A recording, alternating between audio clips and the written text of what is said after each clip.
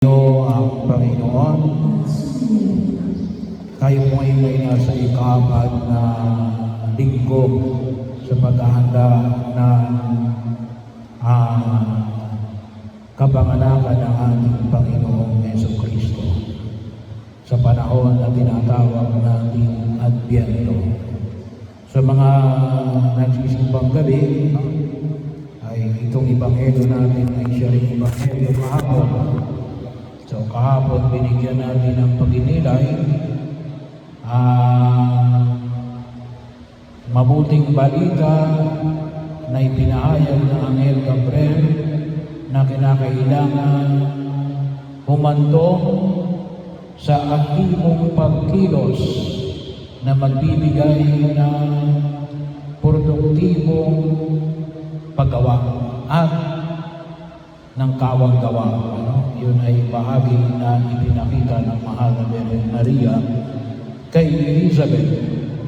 Ngayon ay nais nating pagnilay-nilayan yung ipinamanig ko sa Ebanghelyo natin, yung si Maria ay nagmamadaling pumunta sa isang bayan sa kabululan ng Judea. Bahagi yun sapagkat makita natin na ito rin yung pagkakataon na ipinamamanig sa atin kapag sinabi natin yung paglalakbay ni Maria galing sa Nazareth, Galilea. Yun po ay northern part of Israel. At ang kanyang patutungo ay doon sa bulubundukin ng Judea. Yung ang tawag sa bayan ay parang Kiriain. Hindi ko alam kung tama ang pronunciation ko. Pero doon makikita natin yun ay Judah. Ay mayroon ng dalawang famous na simbahan doon. Yung simbahan Visitation, the Church of Visitation, at saka yung monastery, at saka simbahan ni Saint John the Baptist kung saan doon siya pinanganak. So yun ay 100 miles ang layo. So, kapag kinonvert natin sa kilometers, 160 kilometers. So, mas malayo pa sa Maynila. Pag sinabi natin 160, hindi ko lang alam kung hanggang saan. Medyo mahina tayo sa tinatawag ko natin kapag yung layo. Pero para lang makita natin na noong 2025 taon na nakalilipas ay ang panahon na kung saan ay nangyari ang mga bagay na ito ay ganon kalayo at sangayon noon sa mga dalubhasa ay ito ay sa paglalakbay sa pamagitan ng hayop, maaaring asno or kabayo, pero o kamelyo, ay aabutin ito ng 4 hanggang 5 araw na paglalakbay. Kaya yung sinabi na nagmamadaling pumunta, ibig sabihin, hindi naman yung katulad ni Superman o ni Flash Gordon na madaling nakarating. So, ganun din, umabot ito ng mga 4 hanggang 5 araw. Sa ngayon sa mga dalubhasa, most probably ay may kasama si Maria. Sapagkat sabi na natin, hindi ko katulad ngayon na medyo safe na yung paglalakbay. magdala ng sarili natin sa sakyan. No? Pero nung panahon na yon ay hindi ho madali yung paglalakbay. No? Ay maraming sagaman sa daan. Kaya sa pamantahan ng mga eksperto, may kasama si Maria. And most probably din daw ay kasama si San Jose. Kailang hindi nakalagay yun sa Biblia natin ngayon sa ating binasa sa araw na ito. Pero yun ay mga pagkilos na kung saan ay pinahayag ng mga dalubhasa. Pero ano yung punto? No? Yung sinabi na nagmamadaling pumunta. Siguro sabi nga natin ay nasa panahon. Pero sabi nga natin yung panahon na ito ay hindi yung in minutes, ay in days. Sabi nga natin kung minsan yung sabi nga natin ay Filipino time, American time. Ang Filipino time kapag 8:30, kapag dumating ka ng 8:30, yun ay on time ka pa. Filipino time. Kalimitan araw kapag Filipino time, 1 hour late. Kapag American time, pag sinabi mong American time, kapag sinabing 8:30, dapat 8:20 na andun ka na. Kapag ikaw ay dumating na rin ng 8:30, late ka pa rin doon. So, depende yun. So, depende yun sa kultura na kinabigla. Pero pag sinabi natin na napapanahon, ibig sabihin, ay tumutugon sa pangangailangan. Ano ang kalimitang kasabihan natin? Aanin pa ang damo kung patay na ang kabayo.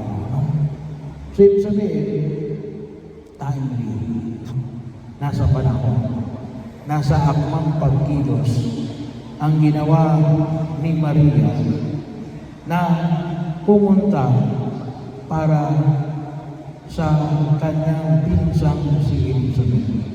Pero yung pagninilay natin ni Ari, yung pahalagahan natin yung ating oras. At pakinabangan natin yung oras na pinagkaloob ng Diyos sa atin. Yung panahon na inilagang sa atin ng Diyos.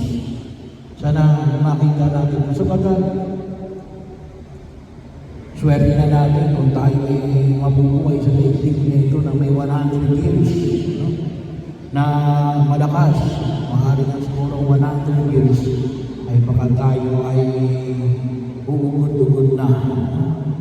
Pero sana, bawat panahon na pinapakinabangan natin, magsasalamat tayo sa panahon na inilalagi natin ngayon sa araw na ito.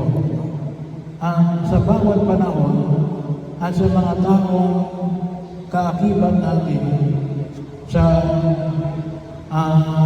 kasalukuyang pinapakinabangan natin. Kaya makita ko natin, palagi tayo magpasalamat every time, every day. Sapagkat binigyan pa tayo ng panahon ng Diyos. At bahagi na kung saan hindi natin pakinabangan ni Maria, yung present,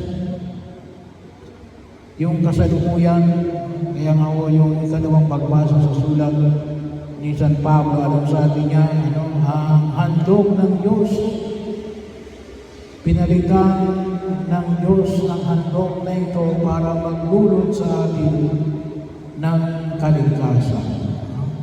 Yung present ng Diyos ay yung kanyang presence. Kaya sana po, higit din natin pahalagahan yung presensya ng bawat isa sa kasalukuyan. Kung minsan may mga kabataan na gusto nilang hilahin ang kinabukasan, may mga kabataan gusto agad magtrabaho na, ay galing sinasabi ko, Huwag kagad kayong ang gusto nyo kagad ay marating yung hinaharap. Hindi. No? I enjoy the present moment. Magpasalamat kayo sa tagal may mga magulang na nagpapaaral sa inyo.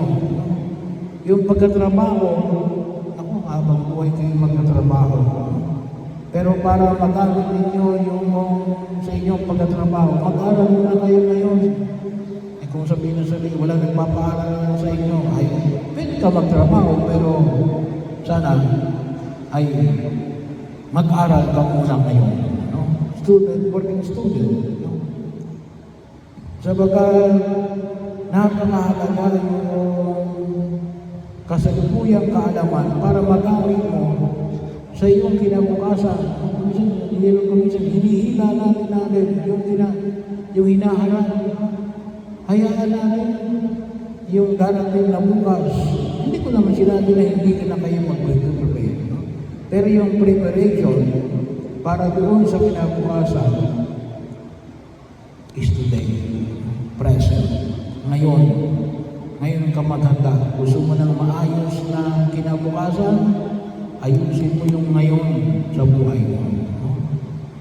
Bahagi yun na kung saan ay pinaalala sa akin ang buong may kapal natin.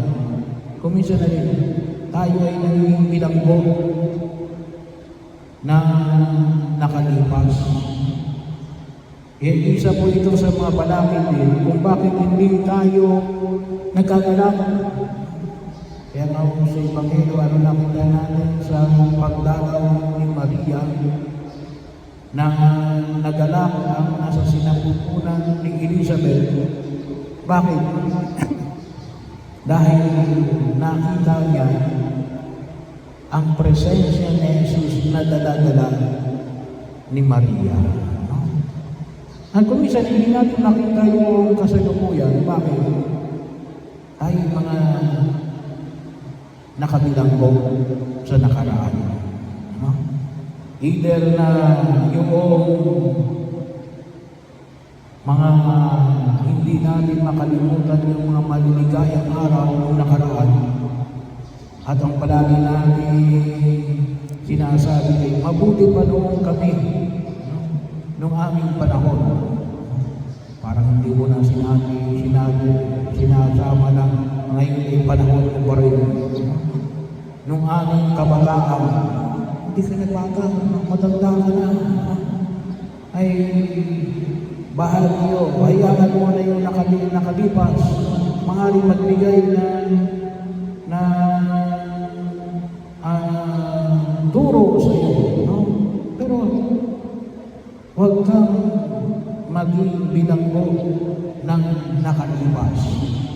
Ganun din kung minsan yung mga makapagpatawad ng nakalipas ay binibilang po kayo nung nakalipas. Maaaring hindi nyo mapatawad ang mga tao, pangyayari o mga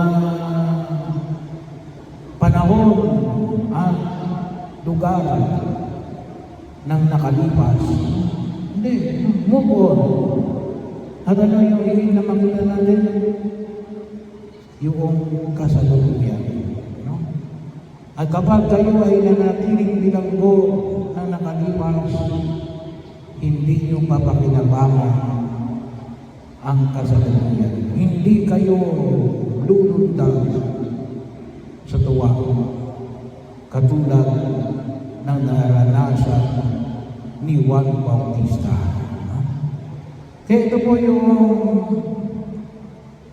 ating ipanalangin sa harapan ng mga may kapal.